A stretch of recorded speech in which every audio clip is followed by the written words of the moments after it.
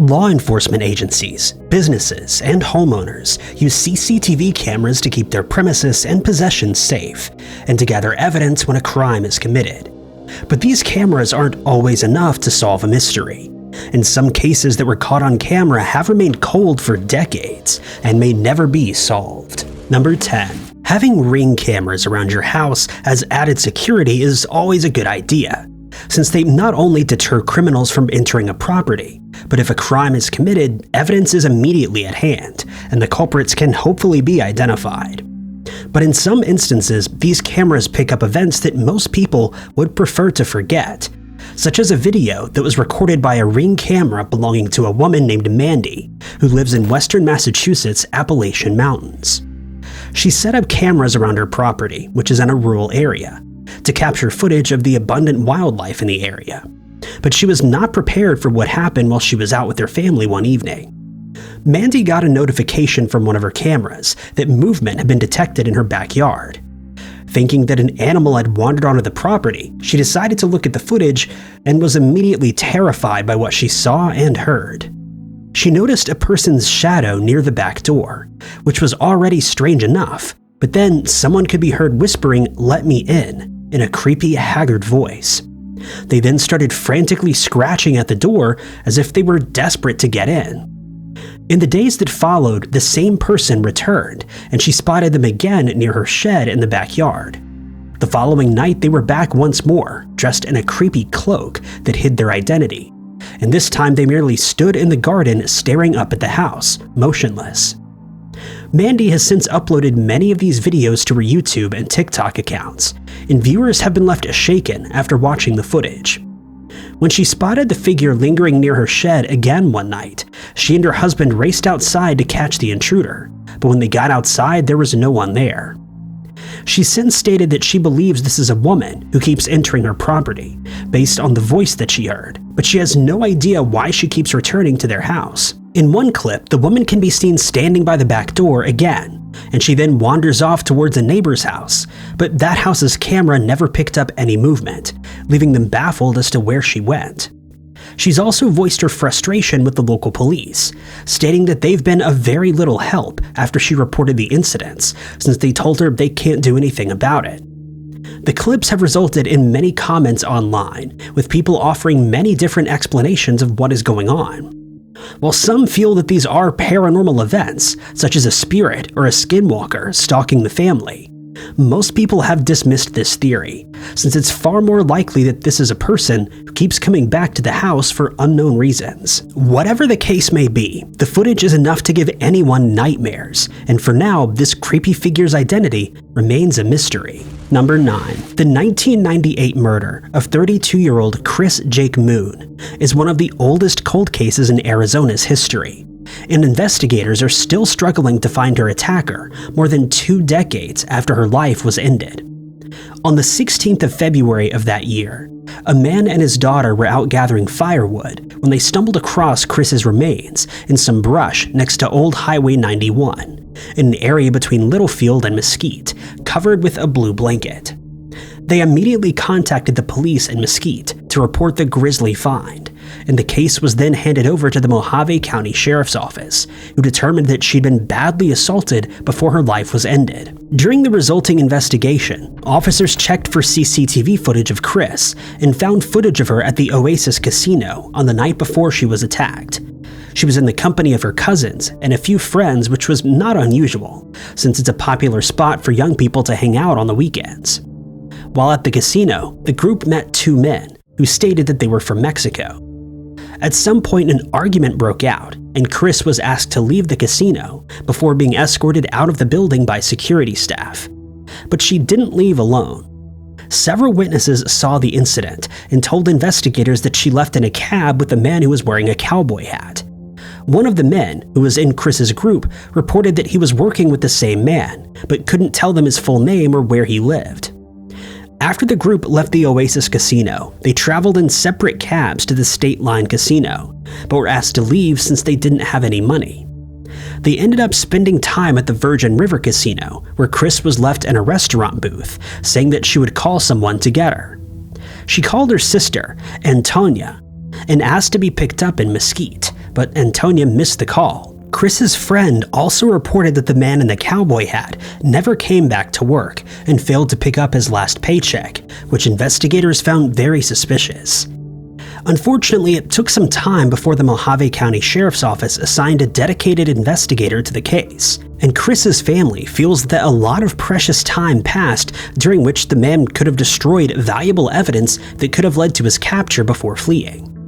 Despite the man in the cowboy hat clearly leaving the casino with Chris, investigators have stated that they don't consider him a suspect, though they would still like to speak to him to clarify his movements after he got into the car with her. But as the decades passed, chances of this man coming forward have diminished, and the chances of him being identified are slim at best.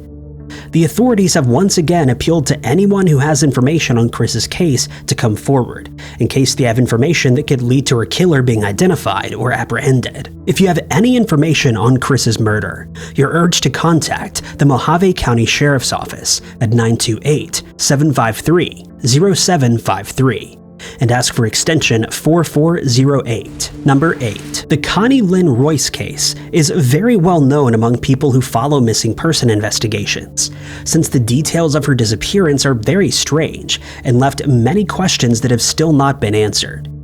Connie, who's been missing since 1991, was 24 years old at the time when she vanished, and was in the midst of studying at a business school. She'd gotten divorced, but had met another man named Greg, who she was seeing at the time, and on Memorial Day weekend of 1990, they planned to go out on a date. Greg lived in Sterling Heights, in Mount Clemens, Michigan, and on the 1st of June of that year, Connie drove out to his place for their date. When she arrived at around 9 p.m., one of Greg's friends, a man named Brad, was also there, and the three had a few drinks together. They spent about an hour at the apartment, and at about 10 p.m. decided to go to the Hayloft bar. They spent an hour in the bar and everything seemed to be going well until 11 p.m. when Greg went to the bathroom, leaving Connie and Brad in each other's company. She then suddenly turned to Brad and said, "I have to get out of here," grabbed her high-heeled shoes and ran out of the bar, neglecting to take her purse with her. To Greg's surprise, Connie was gone when he got back from the bathroom, and when Brad told him what had happened, the two men went outside to see if she was all right. They couldn't see her anywhere and started asking people in the area outside the bar if they knew which direction she ran in, but no one had seen her. The two men assumed that she would be back to the bar to get her purse, and they waited for her until 2 p.m., but she never returned. They then drove back to Greg's apartment, and when they arrived, they were surprised to find Connie's car still parked in the driveway. When she remained missing, she was reported as a missing person, and investigators managed to find CCTV security footage from the Hayloft bar. It showed the three arriving at the bar, and about an hour later, Connie is seen leaving, but it's clear that she'd been drinking. The surrounding area was searched, but investigators were unable to find any trace of her. Witnesses came forward to report that they'd seen Connie using a payphone close to the bar, and they noticed a 1970s model sports car parked nearby, but it isn't known whether this vehicle had anything to do with her disappearance. More witnesses came forward a few days later, stating that they'd seen her at an apartment block about 5 minutes from the Hayloft, a few days after she vanished. The building was searched and residents were questioned, but no one had any further information, and investigators believe this was another woman, not Connie, who was seen there. The most obvious suspects were Greg and Brad, who were in the bar with her that night. But thanks to the security footage, they were quickly cleared of any suspicion. Staff at the bar stated that nothing about Connie, Greg, or Brad seemed out of the ordinary, and they seemed to be having a good time until she ran out. It was suggested that Connie's ex-husband and ex-boyfriend may be involved, but both their alibis were checked and found to be credible. Her ex-boyfriend did state, however, that when they got into a fight one day, Connie stormed out barefoot, just as she had on this occasion. Many theories have been put forward to explain what happened that night. Some people believe Greg and Brad aren't as innocent as it seems, since they may have put something in Connie's drink without her noticing, though this is incredibly unlikely. Anyone with information on Connie's case is asked to contact the Macomb County Sheriff's Office at 586-307-93 5'8". Number 7. In July of 2012, Violet Ripken, known to her friends and family as V, went through a harrowing ordeal when she was abducted, and to this day the man responsible has not been brought to justice, despite a huge reward being offered. 74-year-old V was the mother of Cal Ripken, a famous baseball player who spent his entire 21-year career playing for the Baltimore Orioles. At the time of her abduction, she was serving as the founding chairwoman of the Cal Ripken Sr. Foundation and was also involved with the Boys and Girls Club of America. She had a very strict routine every day after her husband passed away, but on the 24th of July, 2012, that routine would be interrupted by someone with nefarious intentions. She was at her house in Aberdeen, Maryland, and was starting to pack up some of her belongings, since she had decided to move for the first time in over 45 years. She was planning on moving some of her belongings into the garage, and when she did so that morning, she was horrified to find an unknown man waiting for her. She later told investigators that he looked terrifying since he was wearing a ski mask and gloves. He also had a firearm in his hand. He told V to get into her car, a 1998 Lincoln, and once inside, he blindfolded her and tied her wrists and ankles with rope. He then told her that he was going to put her in the car's trunk, but she asked him not to since she was claustrophobic, and he agreed. He then put strips of duct tape over her glasses and told her to remain in the car's back seat. She would later state that she could see things in her peripheral vision, but when her abductor realized this, he placed a mask over her face. The man then started the car and drove off the property with V in the back seat. Strangely, he merely drove around all day without saying much, and at some point placed a shirt in the back window to keep her out of sight.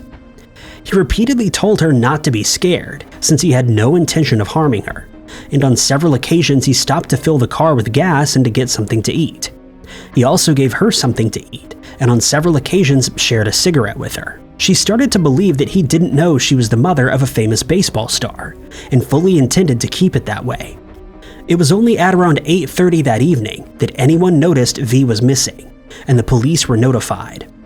At about the same time, a couple living near White Marsh noticed a strange vehicle parked on their property. They saw a man standing next to the car, and in the back seat they noticed a woman who was wearing a face mask. They found the situation very odd, since the man was also wearing gloves, and they confronted him. He explained that the woman was his mother, who suffered from Alzheimer's disease. He then got back into the car and sped off, but the couple managed to get the vehicle's license plate number.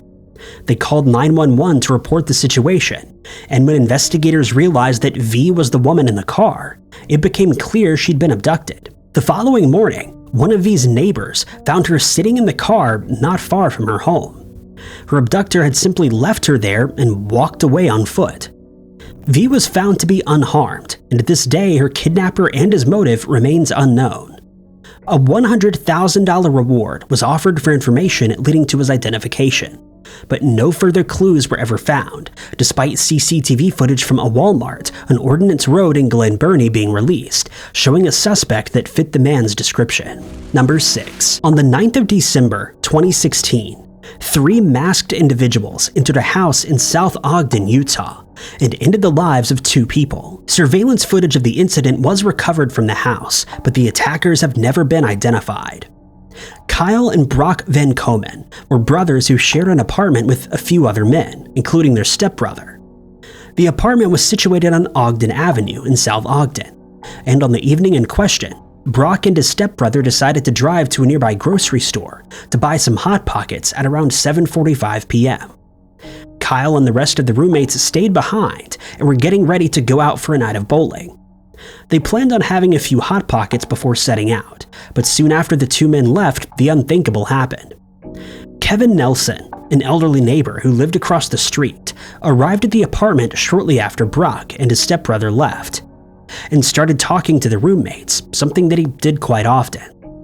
No one can say with any certainty what happened next, but when Brock got back to the apartment, he immediately knew that his life would never be the same again. The apartment was nearly destroyed, with items strewn all over, and to Brock's horror, he found Kyle and Kevin deceased on the floor, having been attacked with a firearm. The police were called and they raced to the scene where they found another of the roommates, a 20-year-old man lying in the backyard. He had also been attacked but was somehow still alive. The entire neighborhood was shut down. No traffic was allowed through, and everyone in the area was questioned. Every backyard was searched for the attackers until the early morning hours, but with no success. CCTV footage from the area then shed some light on the case. They showed 3 people wearing plastic masks watching the apartment for at least 10 minutes before the 2 men left to go to the store. Just a few minutes after that, they approached the apartment, looking in through the windows before suddenly entering. They were also seen running away from the scene, and it was obvious that this was a targeted and planned attack, but no one could think of a possible motive. Hence, it's believed that the attackers knew their victims and that there had to be a reason for the attack, but it remains unknown. Unfortunately, all of the CCTV footage was recorded in night vision mode, and hence it isn't very detailed, making it impossible to identify the culprits. Over the years, investigators have renewed appeals for information, but none has been received, and it seems ever more likely that the case will never be solved. It's been speculated that the attack had something to do with illegal substances that may have been in the house, but this was never proven, and we can only speculate as to what the attacker's motive was. Number 5. 41-year-old Leah Rowlands was murdered while working a shift at her job at an Amoco gas station in Cozad, Nebraska on the 10th of March, 1997. And despite plenty of evidence being collected from the scene of the crime, no one has ever been charged with the crime. The entire incident was captured by the store's security cameras, and they showed the crime being committed in an unnervingly calm and calculated manner, leading investigators to believe that he had done this before, and likely did again. Leah started the day in a new position at the station as she'd just been promoted to manager. She'd only been working there a few months, but was found to be a very good employee, and she was quickly promoted. She had recently moved after a rough breakup with her boyfriend, and she was looking to make a fresh start. She'd met someone new and was successfully getting her life back on track as planned. Just before 10:30 that morning, surveillance cameras caught a late-model Pontiac Grand Am pulling into the gas station and stopping next to one of the pumps. He filled his car's tank and then started walking towards the store. He seemed to be just another customer, but this couldn't be further from the truth. After entering the store, he walked over to one of the fridges and took out a can of soda, which he then proceeded to open and take a sip of while looking directly into one of the security cameras, seemingly on purpose as a taunt. He seemed to be stalling, having noticed 2 other people, a mother and her son, in the store. He patiently waited for them to finish paying, and as soon as they left, he approached the counter. Leah could never have foreseen what happened next. The man produced a firearm and told her to give him all the cash that she had in the register. Leah, rightfully not wanting to lose her life over the store's money, does what he asks and empties out all the bills from the register. He then tells her to get down on the floor, and at this point she must have expected him to leave the store and flee. But sadly, this wasn't the case. For reasons unknown, he leaned over the counter and discharged his weapon 3 times, ending Leah's life. The man then left with the soda that he'd taken from the fridge, $150 in cash, and a pack of cigarettes. While the entire incident was captured by the cameras, they did little to aid in the investigation, since the footage was of poor quality despite the crime being committed in broad daylight. Investigators combed the store for evidence, and they were able to collect a few fingerprints that belonged to the attacker, but they didn't match with anyone in their databases. The man looked directly into one of the cameras, but the footage was so pixelated that he could not be identified. And even when images of his face were made available to the public, no one came forward, since it was impossible to make out any of his face's characteristics. The vehicle's license plate also couldn't be read from the blurry image, and the man had successfully gotten away with his crime. Thanks to the attacker's calm demeanor, it's been suggested that he was hired by someone, possibly Leah's ex-husband, to end her life. But this has never been proven, and Leah's murder still remains unsolved almost 2 decades later. Number 4. In October of 2013, 25-year-old DeJuan Walker was described by everyone who knew him as a young man with a very promising future ahead of him. Originally from Chicago, DeJuan's family eventually moved to Wisconsin, but he spent most of his school days in Rockford, Illinois. After completing his GED, he started studying towards a degree in business administration, at the Rockford Career College, clearly wanting to make a success of his life. His family says he was a very hard-working and loyal person who lived every moment of his life to his fullest, but on the 21st of October of that year, it was needlessly cut short. Just after 6 p.m. that evening, DeJuan arrived at a food mart on School Street on the west side of Rockford next to a dry cleaner's. Surveillance footage from the cleaners captured his arrival and showed him walking into the store after getting out of a passenger side door. The car was being driven by his girlfriend, who also had her young son in the back seat, and they waited patiently for him to finish his shopping. Another car then arrives and 2 men get out, clearly waiting for DeJuan to come out, and it's been speculated that they'd been following him for some time, though it isn't known why. They must have seen DeJuan's girlfriend in the car but never approached her, leading to speculation that he was being purposefully targeted. They lingered in the parking lot for a few minutes, and when DeJuan finally emerged from the store, they sprang into action. One of the men quickly approaches him and produces a firearm, which he points directly at DeJuan's head. At this point, it looks like a robbery is in progress, but their victim is unwilling to cooperate. He makes the fatal decision to fight back against his assailants, and a scuffle breaks out. During the fight, shots can be heard ringing out, while DeJuan's girlfriend tries to back the car up. He falls to the ground after being struck by one of the shots, and while lying on the floor, he's hit again. By this point, he's rolled to the other side of the car, out of his attacker's view, but one of the men then turns the weapon towards the car and fires, and luckily neither DeJuan's girlfriend nor her son is hit. She strikes another vehicle while trying to get away, and the 2 attackers flee, one limping after the altercation. DeJuan was rushed to a nearby hospital, but sadly passed away from his injuries shortly after. It's been suggested that DeJuan was killed during a robbery gone wrong, but many people disagree with this theory, since the 2 men specifically waited for him to exit the store while there were several other potential robbery victims in the vicinity. The 2 attackers have never been identified, and this case remains unsolved and under investigation. If you have any helpful information that could lead to the suspects being arrested, you're asked to contact the Rockford Police Department at 815-987-5824. Number 3. 69-year-old Emmett Velton had been living in Phoenix, Arizona for 11 years when his life was ended by an unknown man in April of 2011. He was born in Memphis, Tennessee, and from a very young age started showing interest in psychology. As an adult, he opened his own practice and worked closely with Albert Ellis, a psychologist who's well known for his work with cognitive behavioral therapy.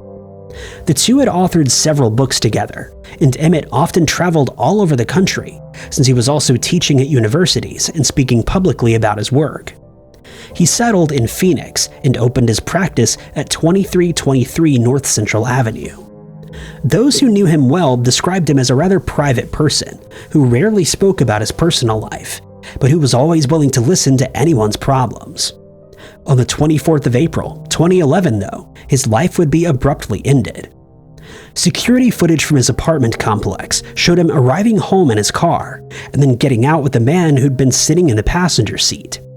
It's clear from the footage that he's carrying a tan messenger bag and wearing a green baseball hat, a white shirt, and dark-colored pants. He's Caucasian, stands about 5 foot 9 inches tall, is of a slim build, and is clean cut. The 2 men then entered the apartment together, and neither of them seemed to be in any kind of distress.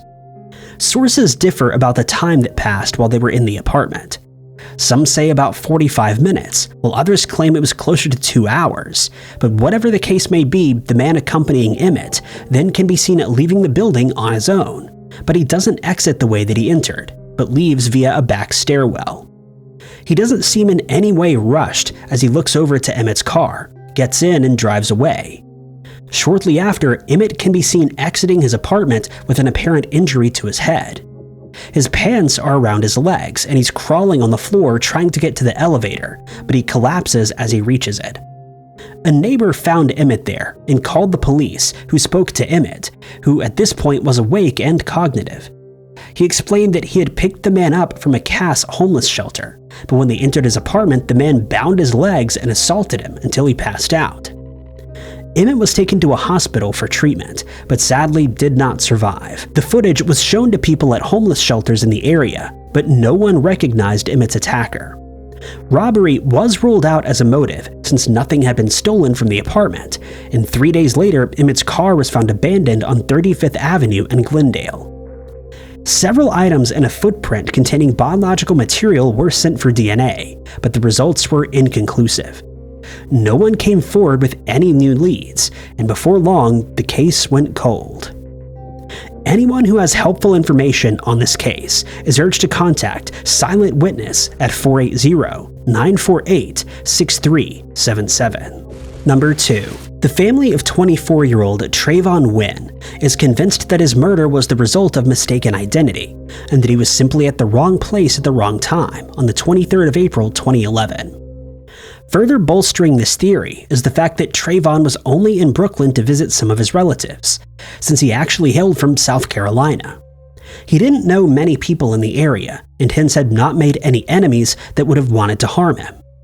Surveillance footage of the incident shows the incident in question, which took place over just 2 minutes and 12 seconds on Brooklyn Street. Trayvon can be seen standing on a sidewalk next to a chicken restaurant at 7:40 p.m. while talking to someone on his cell phone. But just a few minutes later, an unidentified man steps into view and produces a firearm that he then points directly at Trayvon's chest. The man then pulls the trigger twice, striking his victim and causing him to fall to the ground. People who witnessed the incident can be seen gathering around him, but quite unbelievably, no one tries to help him. The police were called and Trayvon was rushed to Kings County Hospital, but he was unable to pull through and lost his life later that same night. His mother Tracy was outraged when she saw the footage, stating that she couldn't believe that no one tried to render aid to her son, simply by turning him over on his side. Police officers were equally outraged by the behavior of onlookers, one of which used his cell phone to take a photo of the scene. The attacker was captured by another security camera inside the restaurant, where he could be seen fumbling with something in his pocket. It's now believed that it was the firearm that he had used to end Trayvon's life. Trayvon would later reveal to a media outlet that someone at the scene heard the attacker admit that he made a mistake as soon as the incident was over, stating that he had messed up and fired at the wrong person. She believes that the actual target was one of her other relatives who'd been involved in an altercation with someone the previous night. She was understandably left devastated by Trayvon's passing, since he'd just started a new chapter in his life. He'd been in trouble with the law in the past for crimes such as assault, possession of an illegal weapon, and possessing contraband in prison, but then decided to turn over a new leaf, possibly by pursuing a career as a stand-up comedian. But he never got the chance since his life was cut short, and his family has never received any answers since the man was never identified, despite being seen by several people that day and being caught on security footage. If you witnessed the attack, or have any information that could help Trayvon's case, you're asked to contact Crime Stoppers at 800-577-8477. Number 1. In 2011, 40-year-old Daniel Vella was working as a tattoo artist in West Ryde, Sydney, Australia.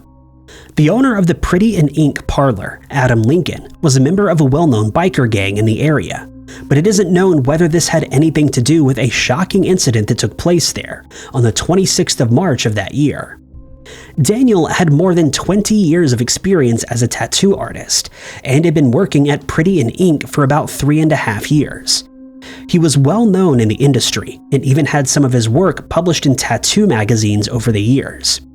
He was living with his girlfriend, Natalie Handley, at the time and was one of 3 siblings. He had a child from a previous relationship, but they were not living with him at the time. He had a marked interest in motorbikes, but was never associated with any of the bike gangs in the area. He'd been in trouble with the law in the past, but only for minor infractions, and by all accounts he was well liked and didn't have any enemies, which makes his passing all the more baffling. His girlfriend would later tell investigators that Daniel was thinking of starting his own tattoo parlor, but hadn't told many people of his plans. On the 26th of March that year, he arrived for work as usual at around 6 p.m. and started tattooing a client, all of which was captured by the parlor's security cameras. The client in question was sitting for the final session of a large tattoo, all of which had been done by Daniel. 2 other tattoo artists were also busy with clients, and it seemed like just any other evening at work. At 9:40 p.m. though, 2 men were captured by cameras walking into the parlor's back parking lot, where Daniel had parked his car. One man was wearing a light gray hoodie with his face obscured by the hood. He was also dressed in blue Adidas tracksuit bottoms and shoes. On his hands, he was wearing what looked like pink dishwashing gloves, and he was carrying a firearm. His accomplice also had a hoodie that was pulled over his head, along with light-colored pants, shoes, and gloves. The first man, the larger of the 2, then approached Daniel's station after they entered the parlor and raised the weapon before firing and hitting him in the shoulder. Daniel could be seen falling to the floor, and inexplicably the man then fired 4 further shots into the shop's ceiling and walls. The 2 men then ran out the back of the parlor and fled, while everyone in the parlor, including Daniel, ran out the front. The police were immediately called, and Daniel was transported to a hospital for treatment, but passed away from his injury. In this instance, the footage was of good quality, but the attacker's face could never be seen clearly, and they've never been identified. No motive for the crime was ever found, and Daniel's murder is a mystery that may remain unsolved. Thank you guys so much for watching. If you liked this video, be sure to hit that like button. Also, don't forget to subscribe and click that notification bell to keep up to date with all of our future uploads. But my name is Ty Knotts, and I'll catch you guys in the next video.